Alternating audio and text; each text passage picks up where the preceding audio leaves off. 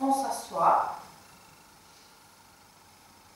Et au lieu de faire la Paschimottanasana classique, on ne fait que mettre les doigts sur les orteils ou une ceinture. Et on garde la colonne vertébrale tout droit. Et on presse de nouveau les jambes contre les mains. Et cette partie lombaire, on essaie de garder la courbe naturelle, voir les hips, là, on les hanches, ces os, on a l'impression qu'on les ramène un peu en avant.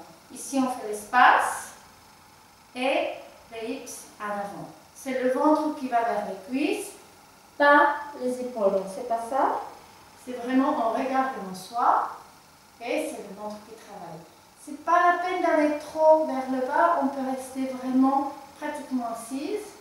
Et pourtant, les hamstrings travaillent et c'est une manière assez sécure de faire travailler les hamstrings sans se faire mal au dos.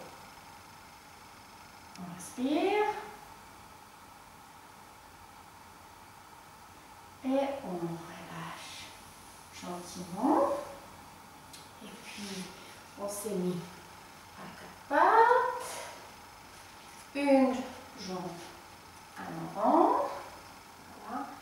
Et on allait un tout petit peu étirer l'iliopsoas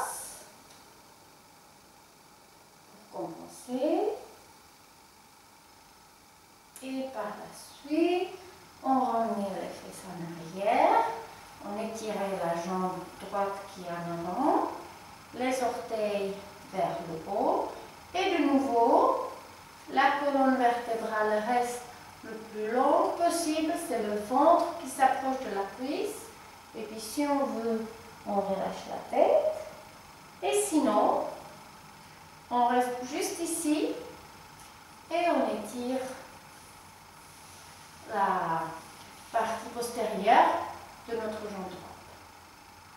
On respire, on respire, on respire. Et puis on relaxe gentiment l'autre jambe. Donc, 90 degrés, 90 degrés. Et puis, on se met un peu en avant. Et on étire l'iliopsoas gentiment. Gentiment. Et on ramène les fesses en arrière, les mains sur le tapis. On étire la jambe gauche. Les orteils pointent vers le haut.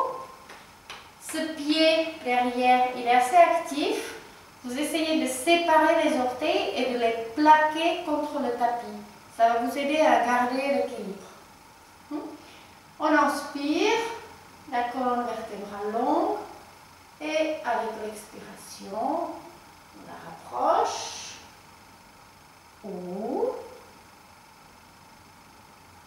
tout gentiment. On la garde juste longue.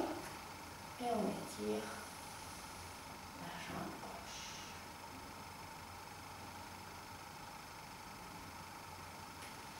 Et on vient. Et voilà. Et je pense que c'était tout aujourd'hui. On a fait quelques exercices de respiration. Donc juste, je rappelle. J'inspire. J'expire. J'inspire. J'expire. Et j'inspire. Et j'expire. Et donc voilà. N'oubliez pas, cette position, c'est une position qui aide la digestion. Donc on est assis sur les talons.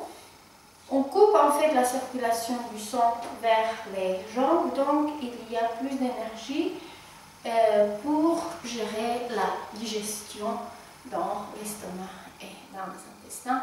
Donc après un déjeuner ou dîner un peu copieux, vous pouvez rester 10-15 minutes dans cette position, ça devrait aider.